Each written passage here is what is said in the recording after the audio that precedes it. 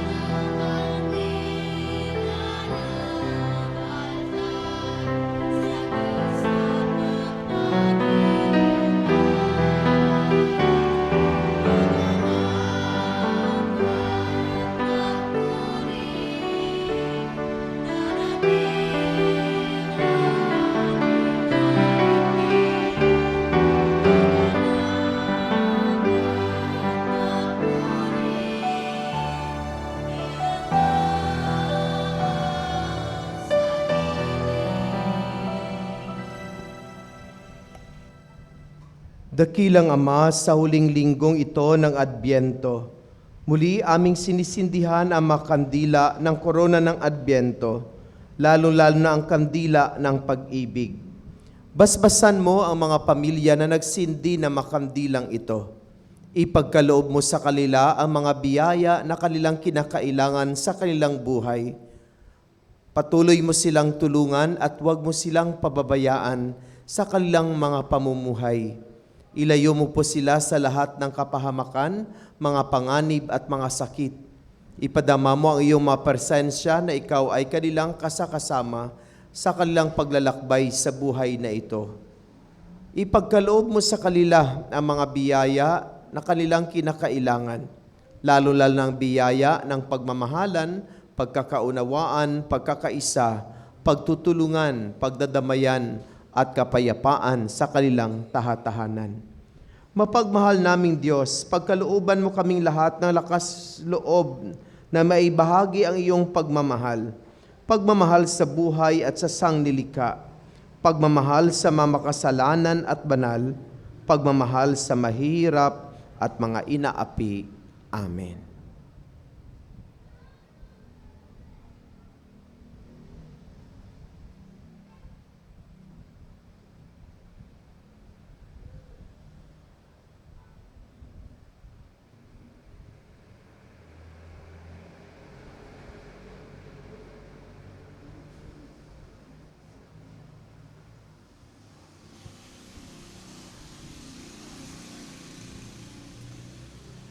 Sa ngalan ng Ama, ng Anak at ng Espiritu Santo. Amen. Ang pagpapala ng ating Panginoong Hesukristo, ang pag-ibig ng Diyos Ama at ang pakikipagkaisa ng Espiritu Santo naway sumainyong lahat. At sumaiyo rin. Mga minamahal na kapatid, welcome sa ating banal na pagdiriwang. Muli tayo ay nagkakasama-sama at nagkakatipon-tipon bilang isang munting sambayanan sa ika-4 na linggo ng panahon ng Adbyento. Patuloy tayong inaanyayahan na ipagpatuloy natin ang ating mga paghanda upang maging makahulugan ang pagdiriwang natin ng Pasko ng pagsilang ng ating tagapagligtas. At upang tayo maging karapat-dapat sa banal na pagdiriwang na ito, muli aminin natin ang ating makasalanan at humingi tayo ng kapatawaran. Tayong lahat, inaamin ko sa makapangyarihang Diyos at sa inyo makapatid, na lubha akong nagkasala sa isip, sa salita at sa gawa, at sa aking pagkukulang. Kaya'y sinasamo ko sa mahal na Berheng Maria, sa lahat ng mga anghel at mga banal, at sa inyo makapatid, na ako'y panalangin sa Panginoong ating Diyos. Kaawaan tayo na makapangyarihang Diyos, patawarin tayo sa ating makasalanan at patnubayan tayo sa buhay na walang hanggan. Amen.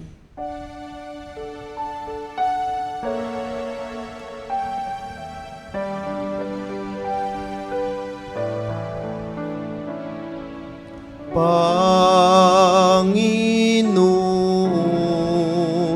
kaawan mo kami.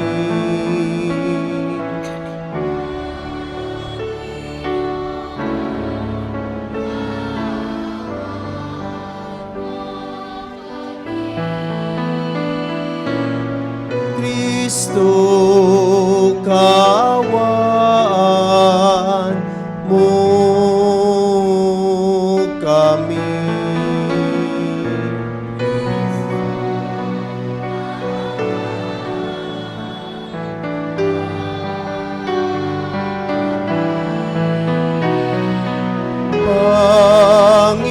Panginoon, kaawan mo kami.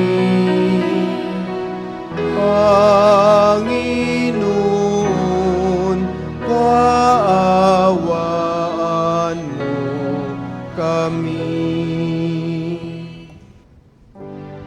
Manalangin tayo.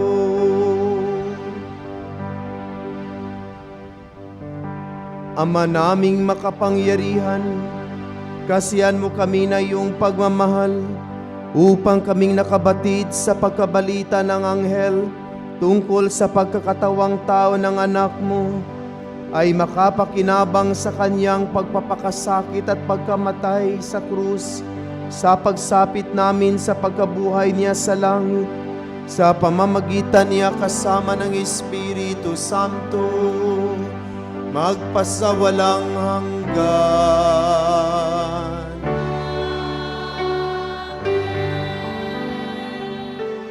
Magsiupo po. Iminumungkahi ni David na magtayo ng gusali o templo para sa Panginoon. Subalit, pinili ng Panginoon na itayo ang kaharian ni David. At sa kanyang angkan, magbumula ang Mesiyas, ang maghahari at tutubos sa Israel. Ang salita ng Diyos mula sa ikalawang aklat ni Samuel.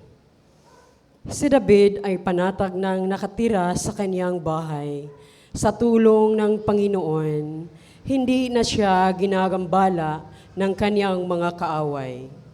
Tinawag niya si Natan at sinabi, "Nakikita mong nakatira ako sa tahanang sedro, ngunit ang kaba ng tipan ay sa tolda lamang."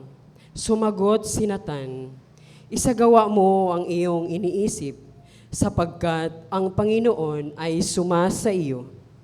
Ngunit nang gabing iyo'y sinabi ng Panginoon kay Natan, "Ganito ang sabihin mo kay David, ipapataya mo ba ako sa tahanan? Inalis kita sa pagpapastol ng tupa upang gawing pinuno ng bayang Israel. Kasama mo ako saan mang dako at lahat mong mga kaaway ay aking nilipol. Gagawin kong dakila ang iyong pangalan tulad ng mga dakilang tao sa daigdig. Bibigyan ko ang Israel ng kanyang lupa at doon ko patitirahin. Wala nang gagambala sa kanila roon. Wala nang aalipin sa kanila tulad noong una. Buhat nang maglagay ako ng hukom nila, magiging payapa ka, sapagkat wala nang gagambala sa iyo. Bukod dito, akong Panginoon ay nagsasabi sa iyo, patatagin ko ang iyong sambayanan. Pagkamatay mo, isa sa iyong mga anak ang ipapalit ko sa iyo. Patatagin ko ang kanyang kaharian. Kikilanlin ko siyang anak at na may magiging ama niya. Magiging matatag ang iyong sambayanan. Ang iyong kaharian ay hindi mawawaglit sa aking paningin at mananatili ang iyong trono." Ang salita ng Diyos. Salamat sa Diyos. Pag-ibig mo'y walang maliw, ang lagi kong sasambitin. Pag-ibig mong walang maliw ay lagi kong sasambitin. Pag-ibig mo poon na di nagmamaliw, ang sa tuwina't twina'y aking aawitin. Ang katapatan mo'y laging sasambitin, Yaong pag-ibig mo'y walang katapusan, sintatag ng langit ang iyong katapatan. Tugon. Pag-ibig mong walang maliw ay lagi kong sasambitin. Sinabi mo poon, ikaw may tipan na iyong ginawa kay David mong hirang. At ito ang aking pangakong iniwan, isa sa lahi mo'y laging maghahari. Ang kaharian mo'y mawawalagi. Tugon. Pag-ibig mong walang maliw ay lagi kong sasambitin. Ako'y tatawaging amang Diyos, tagapagsanggalang niya'y manunubos. Ang aking pangako sa Kanya'y iaral at mananatili sa Kanya ang tipan. Tugon. Pag-ibig mong walang maliw ay lagi kong sasambitin. Ang planong pagliligtas ng Panginoon na nakakubli sa mahabang panahon ay naihayag sa pagdating ni Hesukristo. Ito ay ibinunyag hindi lamang sa hinirang na bayan, kundi pati na rin sa mga pagano. Ang salita ng Diyos mula sa sulat ni Apostol San Pablo sa mga taga-Roma. Mga kapatid, purihin ang Diyos na makapagpapatibay sa inyo sa pamamagitan ng mabuting balita tungkol kay Hesukristo na ipinangangaral ko sa inyo. Ang mabuting balitang iyan ay isang hiwaga na nalihim sa loob ng mahabang panahon at sa utos ng walang hanggang Diyos ay nahayag ngayon sa mga hentil upang sila'y manalig at tumalima kay Kristo. Ang lahat ng iyan ay ayon sa mga sulat ng mga propeta sa iisang Diyos, ang marunong sa lahat. Sa Kaniya iukol ang papuri magpakailanman sa pamamagitan ni Hesukristo. Amen. Ang salita ng Diyos. Salamat sa Diyos. Magsitayo po tayo.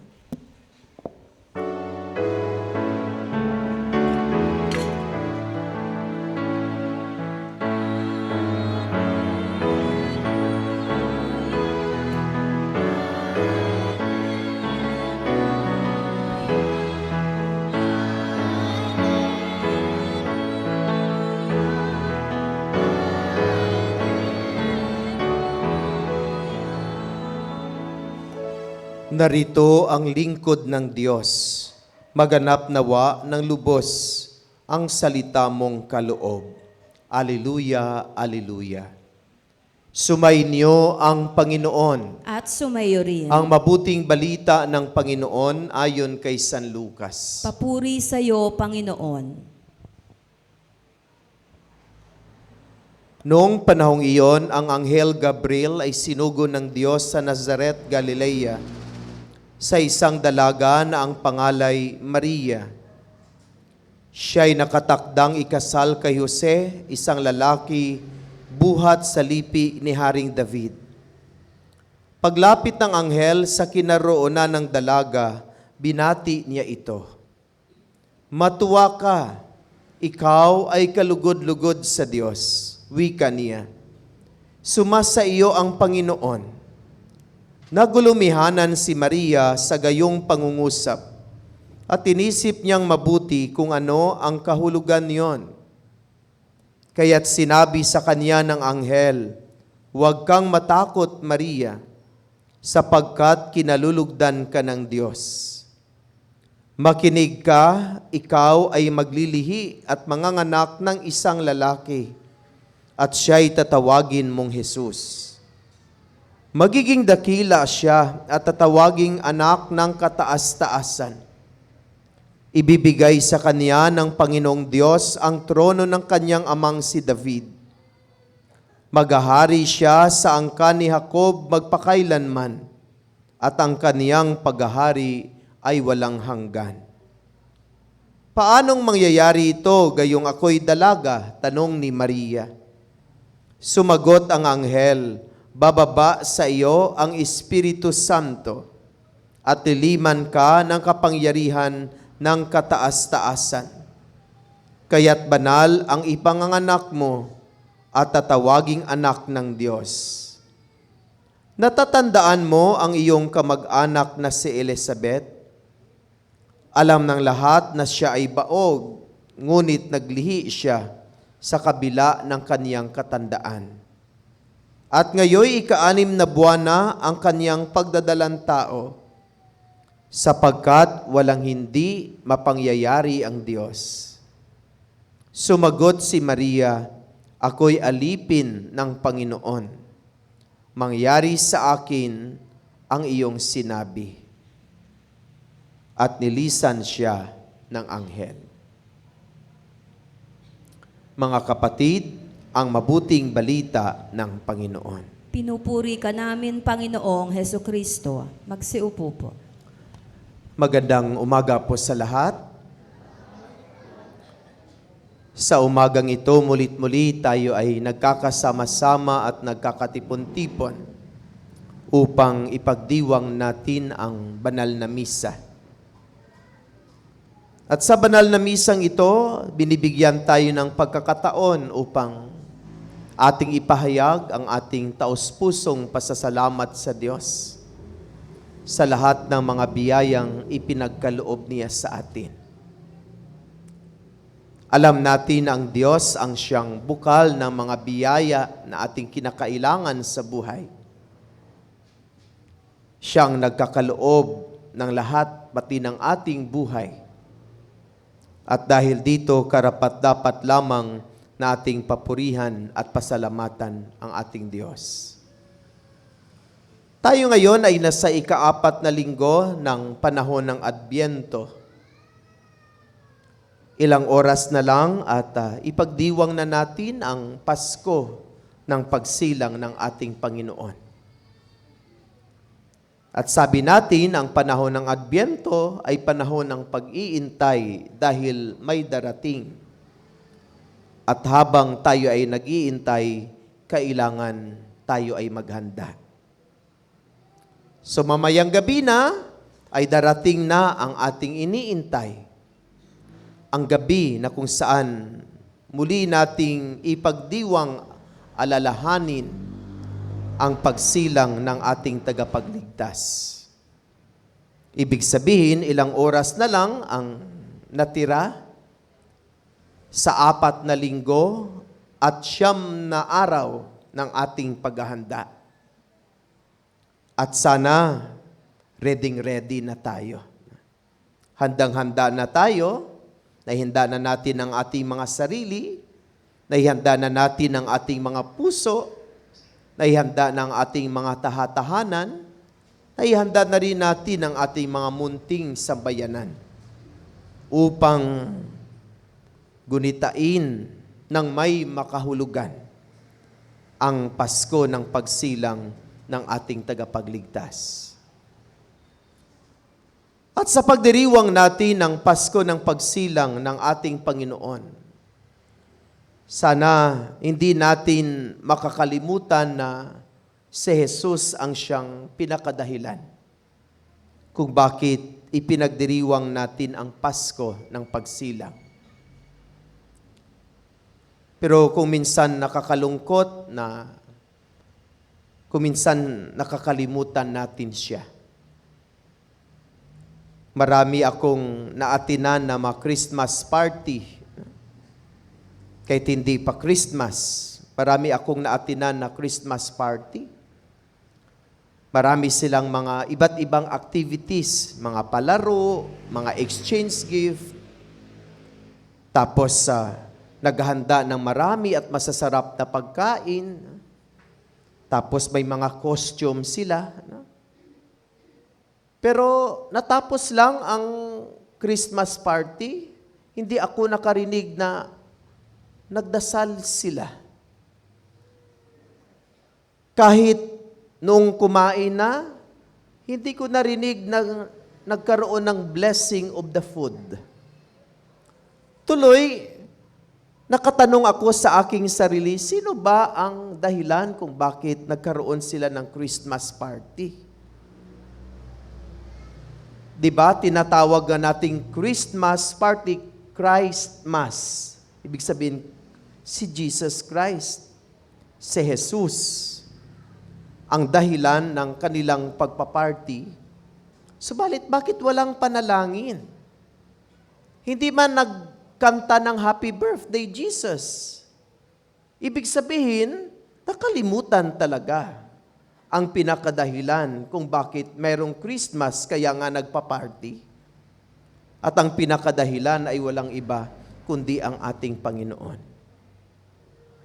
Kaya nga sa pagdiriwang natin ng Kapaskuhan, mulit-muli tayo ay pinaalalahanan na huwag nating kalimutan ang pinakadahilan kung bakit meron tayong Pasko.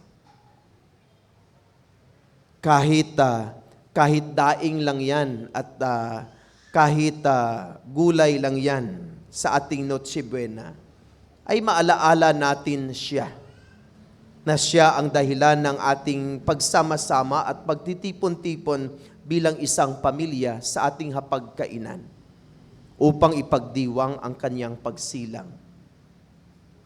At alalahanin po natin kung bakit naparito ang ating Panginoon. Naparito siya dahil sa pagmamahal. Because of love. Sabi ng banal na kasulatan, for God so loved the world that He sent His only begotten Son. Kaya nga ang Diyos ay nagmahal sa sanlibutan. Kaya nga ipinadala niya ang kanyang bugtong na anak. Ibig sabihin, dahil tayo ay nagpapasko, nagdiriwang ng Pasko ng pagsilang, dahil kay Kristo. At bakit pumarito si Kristo? Dahil sa pag-ibig. Dahil sa pagmamahal. At sana ang diwa ng Pasko ay ating madama at ating maibahagi sa iba't ibang pamamaraan. Kaya nga sa panahon ng Kapaskuhan, ang gustong-gusto kong awit ay, why don't you give love on Christmas Day? Why don't you give love on Christmas Day? Yun naman sana ang paanyaya sa atin. Na sana maipadama natin sa ating kapwa ang pag-ibig ng Diyos. Maipadama natin, lalong-lalo na sa mga walang-wala, ang pag-ibig ng Diyos sa pamamagitan ng ating kakandahang loob at pagpapahayag ng pag-ibig sa kanila. Kaya naisip ko nga na sabi ko sa December 24, why not na isa sa ating mga special gift ay ang pagkakaroon ng binyagan sa mission station na ililibre natin na wala silang babayaran at sila ay tutulungan natin sa pag-process ng kanilang mga papeles upang abutin yung mga walang-wala talaga. Kasi kung minsan yung dahilan kung bakit hindi sila makapagpabinyag. Kasi mahal nga eh. Pag pumunta ka ng Santa Quiteria, not less than 500 kaagad yun, yung babayaran. So, marami ang hindi na lang magpapabinyag kasi yung 500, ibili na lang ng Noche Buena para mamayang gabi. Saka na lang kapag meron, magpabinyag. Palaging wala. Lumalaki ng lumalaki ang mga bata na hindi nabibinyagan. Kaya nga naiisip natin na, why don't you give love on Christmas Day? So ang ating binyagan sa mission station ay bahagi ng ating pagpapahayag ng pagmamahal sa ating mga kapatid na walang-wala upang ang kanilang mga anak ay ating mapapabinyagan. Kaya natatouch ako sa mga iba nating chapel leaders na sila talaga ang kumikilos at gumagalaw upang yung mga bata ng mga walang-wala ay mabibinyagan. Tapos kanina habang nag-iintay ng magsimula ang misa, Sabi sa akin ni Kuya Mel, sabi niya, pagkatapos ng misa ay magsusubo pa ako ng may sakit.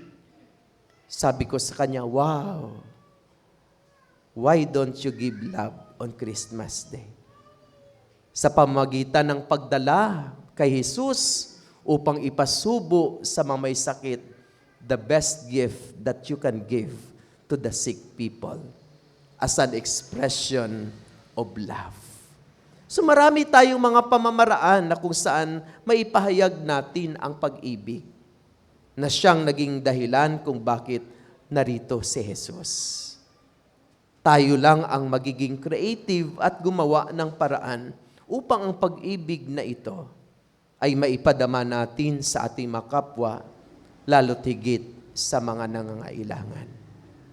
Sana ang pag-ibig na ito ay maipadama natin hindi sa panahon lang ng Pasko, kundi sana araw-araw ay Pasko upang maipadama ang pag-ibig na ito. At kagaya ang ating tularan ay walang iba kundi ang mahal na Birhen Maria.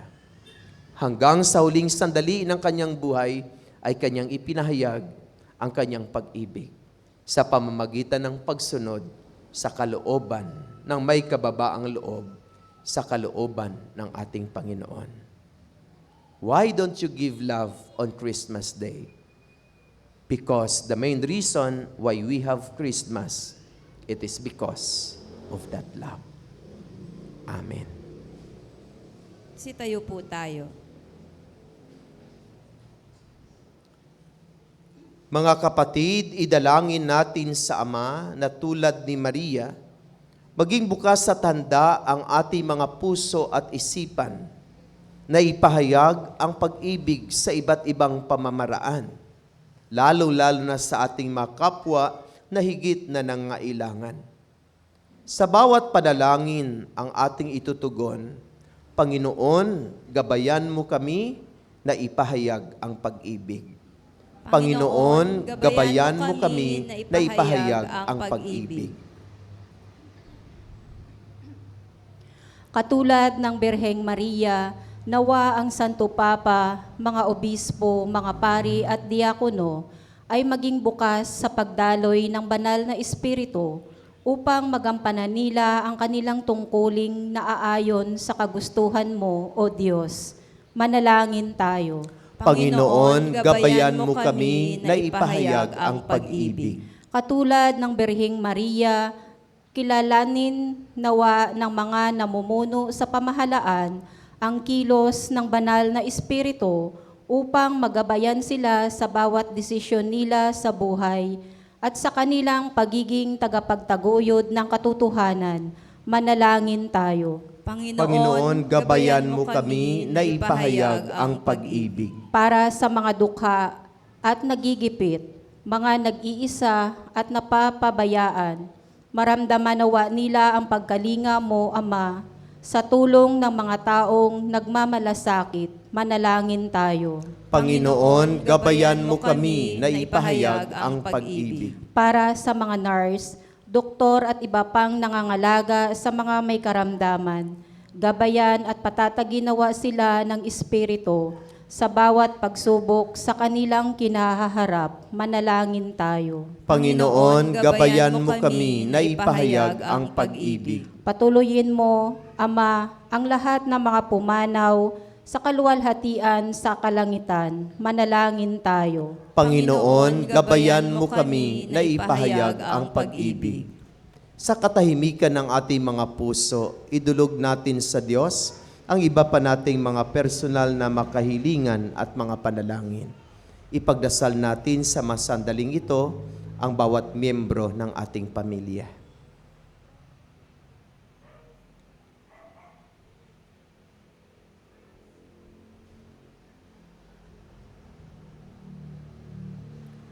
Dinggin mo ang aming mga panalangin, O Diyos, tulad ni Maria na umiibig sa iyo. Dulutan mo ng galak ang aming mga puso upang matanggap namin ng buong sigla ang iyong dakilang anak. Gabayan mo kami upang ipahayag ang pag-ibig. Hinihiling namin ito sa pamamagitan ng iyong anak kasama ng Espiritu Santo. Amen. Magsiupo po.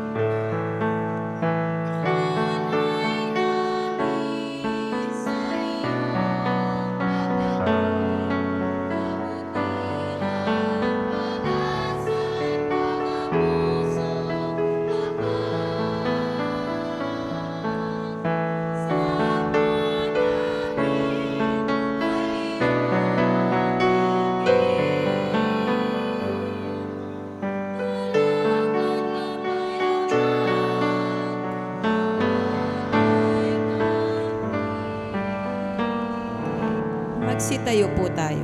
Manalangin kayo makapatid upang paghahain nating ito ay kalugdan ng Diyos amang makapangyarihan. Tanggapin nawa ng Panginoon itong paghahain sa iyong mga kamay, sa kapurihan niya at karangalan sa ating kapakinabangan at sa buong sambayanan niyang banal. Ama naming lumikha, ang mga alay naming nakahain sa iyong dambana ay pabanalinawa ng paglukob ng banal na Espiritu na pumuspo sa sinapupunan ng mahal na Berheng Maria upang magdalang tao at magsilang sa iyong anak na siyang namamagitan magpasawalang hanggan.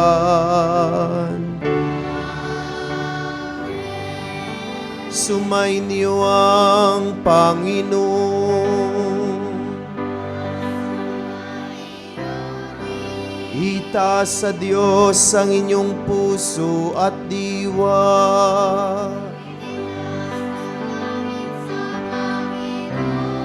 Pasalamatan natin ang Panginoon na ating Diyos.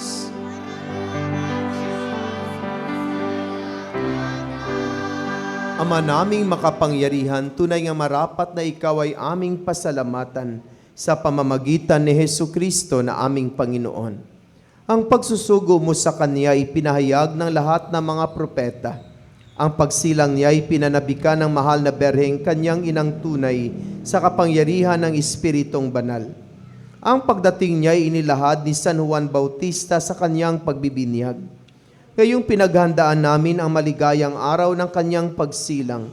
Kami nananabik at nananalangin lubos na makaharap sa kanyang kadakilaan.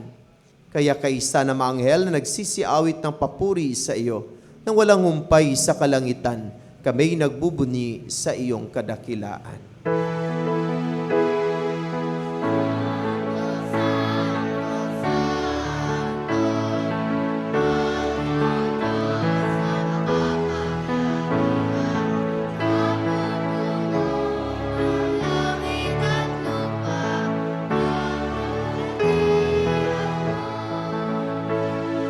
Hosanna, Hosanna sa kaitaasan.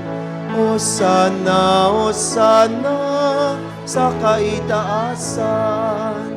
Pinagpala ang naparirito sa ngalan ng Panginoon. Hosanna, Hosanna sa kaitaasan. Hosanna, Hosanna sa kaitaasan. Ama naming banal, ikaw ang bukal ng tanang kabanalan.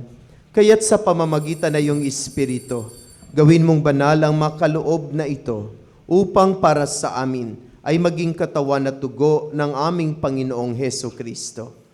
Bago niya pinagtiis ang kusang loob na maging handog, hinawakan niyang tinapay, pinasalamatan kaniya. Pinagati-hati niya iyon. Iniabot sa kaniyang mga alagad at sinabi, tanggapin niyong lahat ito at kanin. Ito ang aking katawan na ihahandog para sa inyo.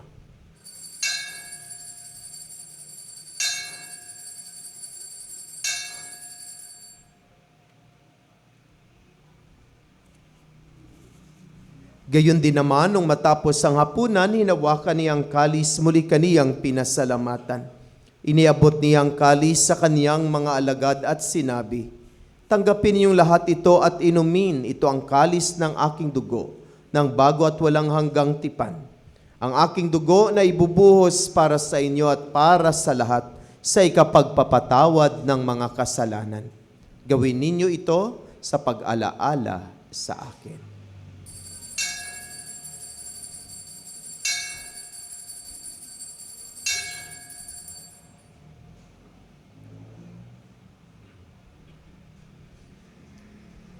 Ipagbunyi natin ang misteryo ng pananampalataya.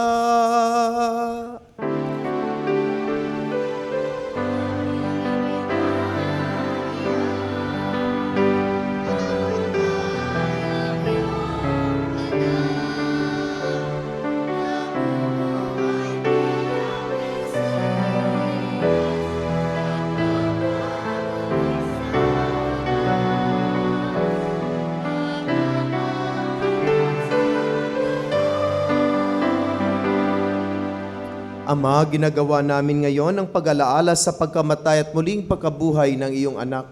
Kaya tinialay namin sa iyo ang tinapay na nagbibigay buhay at ang kalis na nagkakaloob ng kaligtasan. Kami nagpapasalamat dahil kami iyong minarapat na tumayo sa harap mo para maglingkod sa iyo. Isinasamo namin kaming magsasalo-salo sa katawan at dugo ni Kristo ay mabuklod sa pagkakaisa sa pamamagitan ng Espiritu Santo. Ama, lingapin mo yung simbang laganap sa buong daigdig.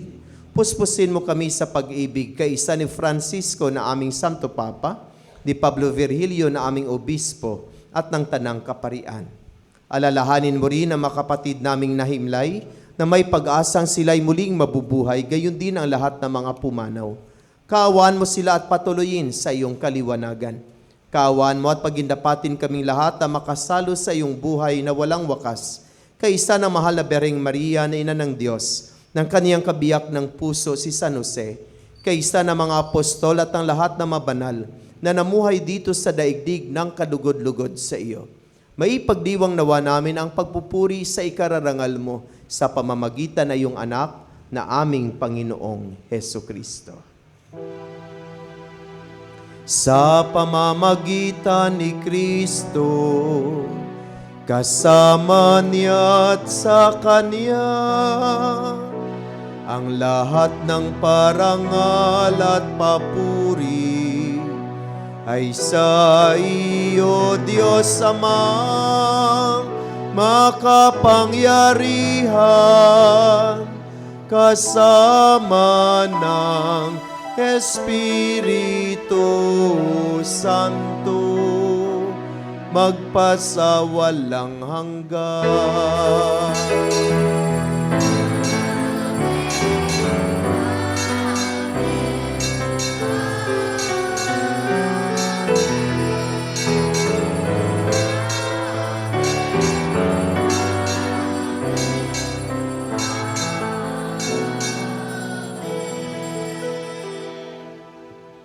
Sa tagubilin na nakagaling na utos sa turo ni Jesus na Panginoon natin at Diyos, ipahayag natin ang lakas loob.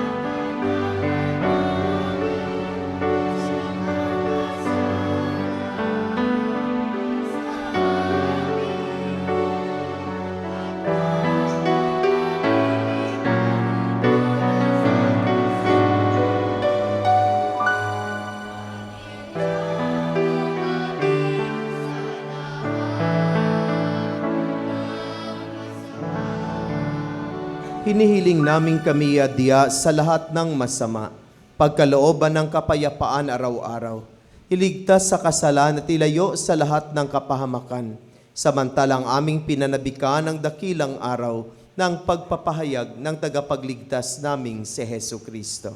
Sapagkat iyo ang kaharian at ang kapangyarihan at ang kapurihan magpakailanman. Amen. Panginoon Hesu Kristo, sinabi mo sa iyong mga apostol, kapayapaan ang iniiwan ko sa inyo, ang aking kapayapaan ang ibinibigay ko sa inyo.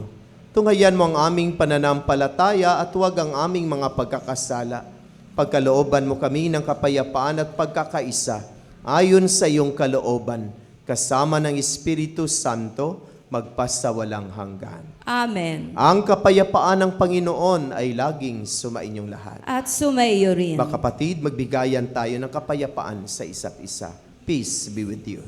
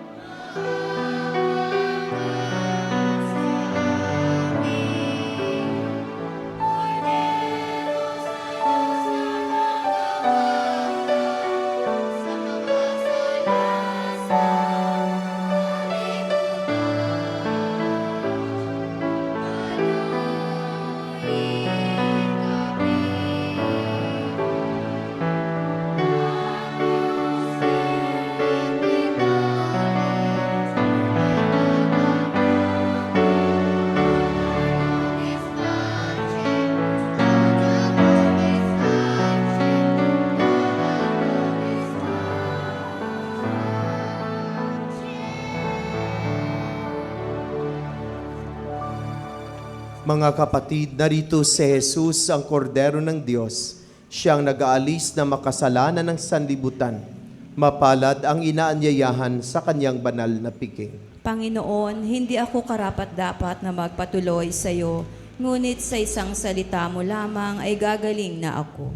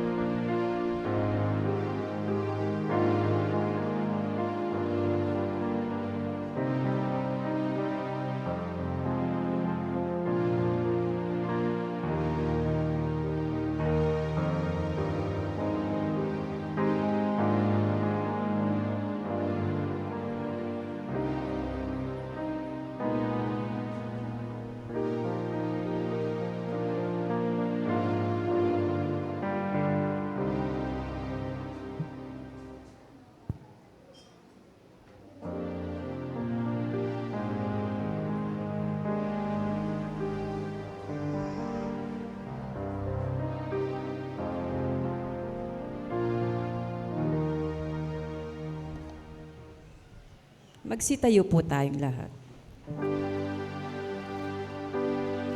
Manalangin tayo.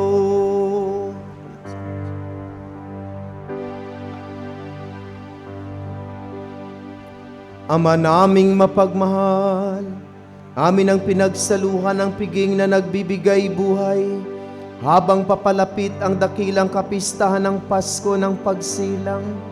Lalo nawa kaming makinabang ng may pananabik sa pagiging marapat sa pagdiriwang sa pagsilang ng anak mo, na siyang namamagitan magpasawalang hanggan.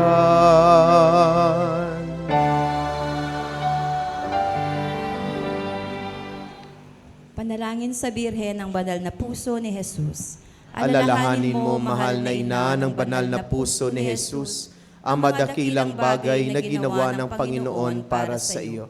Hinirang kang maging kanyang ina, ninais niyang malapit ka sa kanyang krus. Binahaginan kanya ng kanyang kaluwalhatian, dinirinig niya ang iyong panalangin. Sa kanya ialay ang aming papurit pasasalamat. Sa kanya isangguni ang aming kahilingan, na tulad mo'y mamuhay kaming lagi sa pagmamahal ng iyong anak, upang kanyang kahari ay patuloy na maisakatuparan. Samahan kaming lahat sa bukal ng buhay na nagmula sa kanyang puso, na lumaganap sa sanlibutan ang pag-asa at kaligtasan, ang katarungan at kapayapaan. Pagmasdan mo kaming sa iyo'y nagtitiwala, pakinggan mo kaming sa iyo'y nagsusumamo. Maranasan nawa naming lagi ang makainang pagkalinga mo, siya nawa. Birhen ng Banal na Puso ni Jesus. Ipanalangin mo kami. Birhen ng Banal na Puso ni Jesus. Ipanalangin mo kami. Birhen ng Banal na Puso ni Jesus. Ipanalangin mo kami. Magsiupo po para sa mga pasasalamat at paanyaya. Pasalamatan po natin ang lahat ng mga tumulong sa paglilingkod, ang Music Ministry at Regina Celli Children's Choir, Leo Eucharistic Ministers, Ministry of Altar Servers, Ministry of Ushers, Greeters, and Collectors, Ministry of Lectors and Commentators, Social Communications Ministry para sa ating FB live streaming, sa atin pong lahat na narito ngayon, at sa nanguna sa ating banal na pagdiriwang, Reverend Father Sammy Patriarca, MSc. Pasalamatan din po natin ang lahat ng ating family sponsors, sina Mr. and Mrs. Elias Jr. and Carolina Menina and family, Mr. Joe Marginto and Miss Maricel Sumbito and family, Mrs. Madeline Vargas and family, at Mr. and Mrs. Melchor and Jenny Gabriel and family. Palakpakan po natin sila. Pasalamatan din po natin ang San Roque Chapel para sa paghahanda. Pangapaalala po, patuloy po nating suportahan ang ating isang dakot program sa pamamagitan ng pag-aalay ng bigas na ating ipinamamahagi sa mga kapatid nating higit na nangangailangan. Ang isang dakot mo ang papawi sa gutom ko. Gayon din po ang ating balikhandog at mga donasyon para sa pagpapagawa at mga pangailangan na ating simbahan. Maraming salamat. So pagkatapos ng ating banal na misa ay isusunod natin ang pagdiriwang ng sakramento ng binyag, no? So i-plaster natin yung mga pabibinyagan, no? So yung mga bata kasama yung kanilang mga magulang ay upo dito sa malapit sa center aisle. Tapos ang mga ninong at ninang ay dito sa kanilang tabi, no? So sunod-sunod ang hanggang doon sa likod, no? Tapos sa ipagdiwang natin ang sakramento ng binyag, no? Para sa mga kabataan, no? Tapos mamayang gabi, babalik po tayo para sa pag-celebrate natin ng kapanganakan ng ating Panginoon. Ang ating misa ay sa ganap na 7:30 ng gabi. Tapos bukas po ay may misa tayo uli, holiday of obligation, para sa pag-celebrate natin ng birthday ng ating Panginoon. At ang ating misa ay sa ganap na 9:00 ng umaga. So maraming salamat. Kita-kits po tayo mamayang gabi at sunod na mga araw para sa mga pagdiriwang natin ng banal na misa. Magsitayo po tayong lahat. Sumainyo ang Panginoon. At sumayo rin. Naway pagpalain at basbasan kayo ng ating mapagmahal na Diyos, ang Ama, ang Anak, at ang Espiritu Santo. Amen. Naialay ng ating banal na misa, humayo kayong taglay ang pag-ibig at kapayapaan ni Kristo. Salamat sa Diyos. Palakpakan at purihin natin ang Diyos. Maraming salamat sa lahat. Magandang umaga po. Happy Sunday.